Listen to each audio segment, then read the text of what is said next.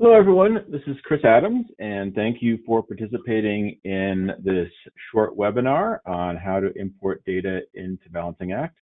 This is a brand new feature that was released about 10 days ago, and it's one that was much requested by our current clients, and I think will really help you to speed the creation of your simulation. So I'm glad to share this with you. This will be a fairly short and focused webcast. It should take no more than about 20 minutes. And if at any point you have a question, please go ahead and raise your hand. I think that you should have a little control panel that will allow you to do that. But I'm really expecting this to be just a fairly straightforward presentation to help you get up to speed with this new feature. All right, so the plan for today is to first go over the types of information that can go into Balancing Act, because you have to know what you want to put in and have a sense of what our data structure is before you can structure it into a spreadsheet for the import. And then I'm also going to show you how to actually do it. And it's actually fun to do that because it's so simple and easy. Okay, let's look first at the types of data that are in Balancing Act. And this is the type of data that you can import. Balancing Act has a number of features like, changing the type of question that you want to ask. If you want to ask a scenario question or a policy question, or if you want to fine tune, that needs to be done within the Balancing Act client management area. But in terms of getting your simulation up and running, there are basically 5 types of information that you need. So the highest level is category, and this should be fairly intuitive to most people. But that in this case, it's public safety. It could be a department, it could be police, it could be fire. We have a number of clients that do outcomes-based budgeting. So instead of public safety, they might have a goal, be the safest city in Virginia, for example, something like that. And then this number would then describe the dollar resources that are going towards that. After category, we have a subcategory, and that is, it shows up here on the Balancing Act simulation. Subcategory is a really important item because that's essentially the point of interaction. So whether or not you're using the standard plus minus way of adjusting a category, or you're using a scenario question, this is really the key point of interaction. So it's important to be thoughtful about what you want to put there. The next item is subcategory amount, and you'll see in the spreadsheet that you can enter that. This is just the amount that goes towards this subcategory. And then the next 2 are the contextual, explanatory, educational items that you have. And so the first one is this blue info icon, and we call that more info. And this information shows up right here. This is optional, but highly recommended. And then there's another optional layer of detail called more details, that if you enter text in this field, you get this button that says more details, and that's where you can add additional information. I'm not going to go over, I've already kind of gone over what's on this slide, and I know that there's a lot here. I'm happy to make slides available to people after the presentation is over, but this just kind of describes what I just talked about. All right,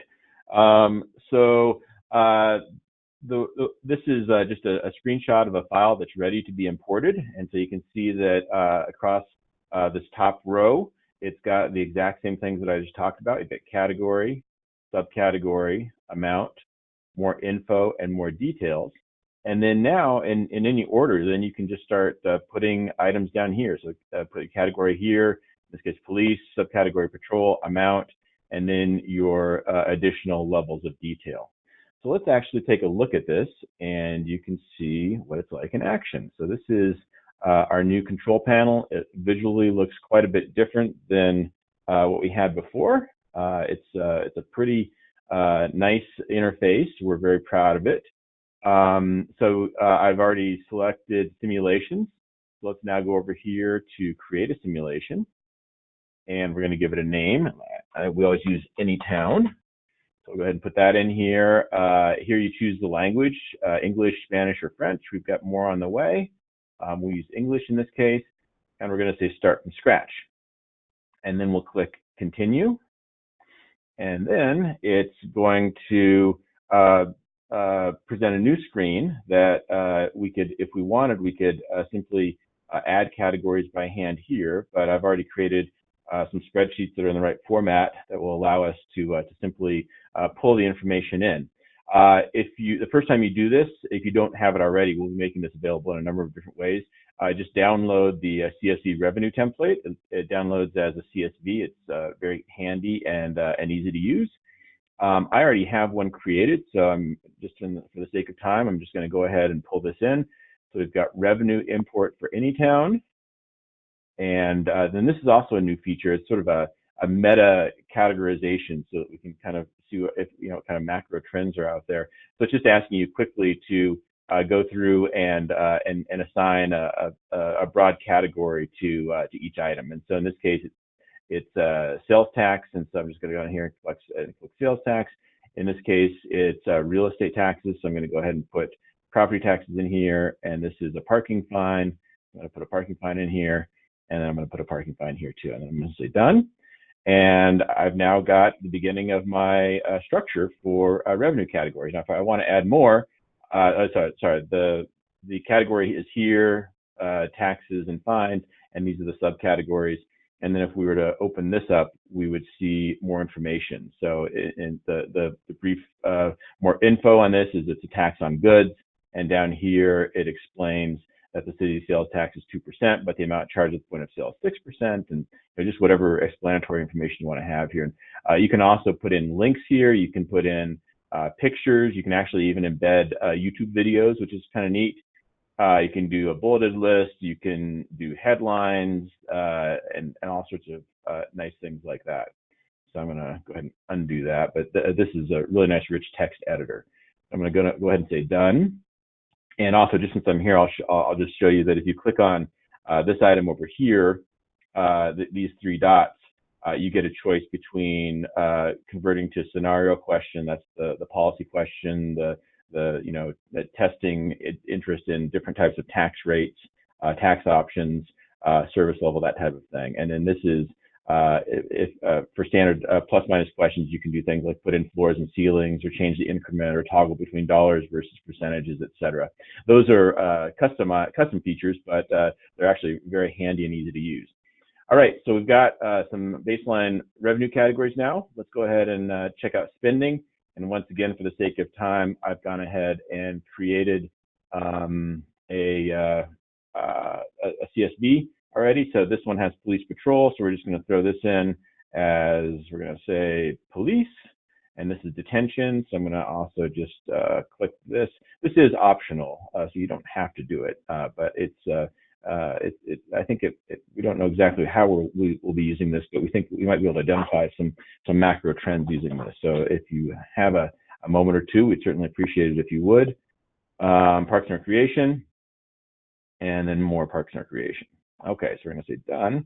And to be honest, it's really that easy. We can now just go ahead and click preview, and we can see the simulation that we just created. And so once again, you've got your balance bar. We didn't put a logo up here. We typically would do that, but we're focusing on importing right now. If we open this up, we find patrol, $900,000, and we have our brief more information description. And then we get more details, and we can find out a little bit about what the budget history's been, and there's a link here. Very easy to use. And then the same thing on the revenue side.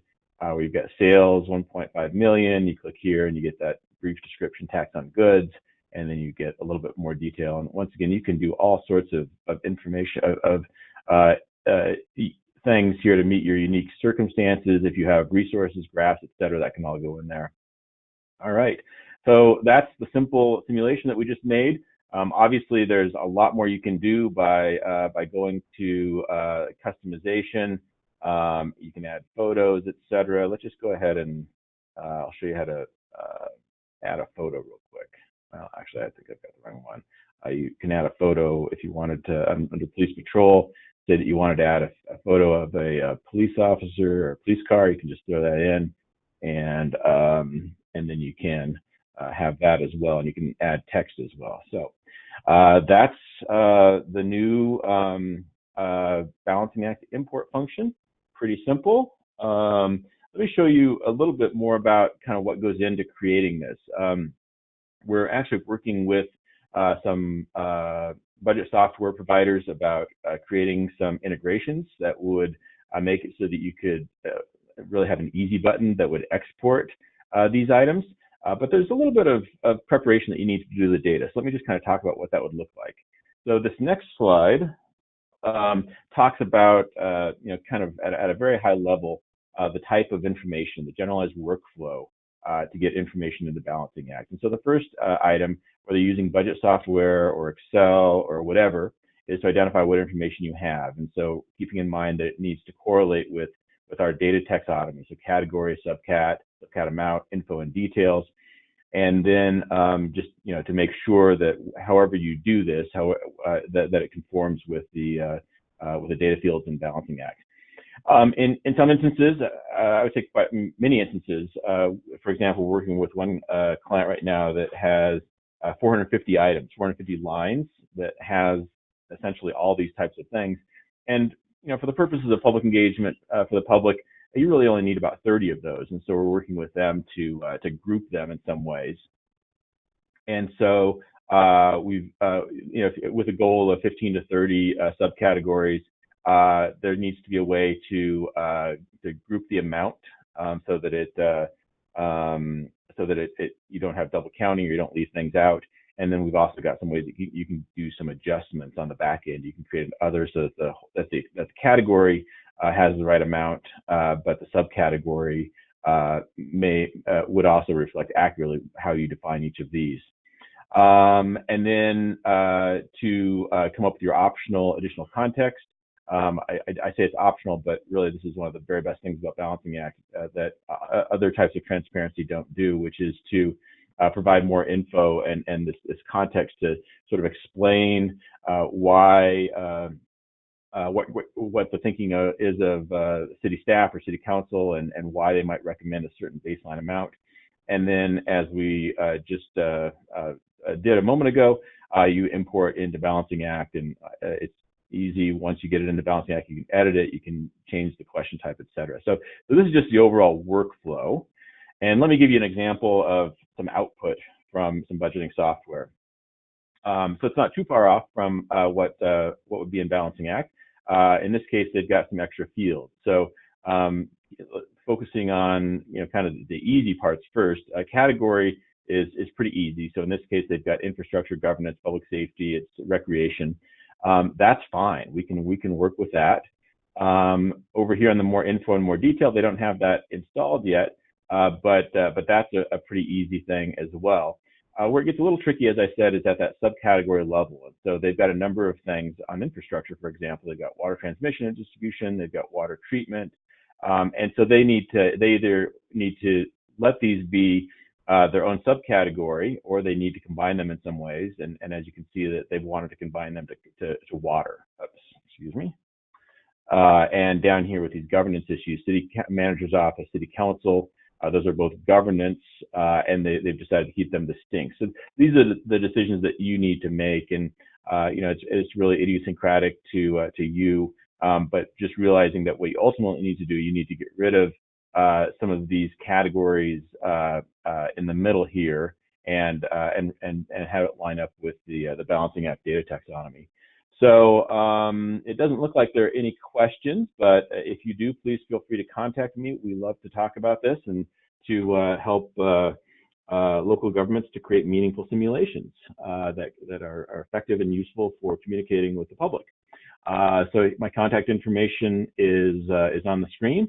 We're easy to find if you just go to balancingact.com, and we've got lots of resources there and some demos, and we'd be glad to help in any way that we can. All right, I'm not seeing any questions, so I'm going to go ahead and end the webinar, and thank you all very much.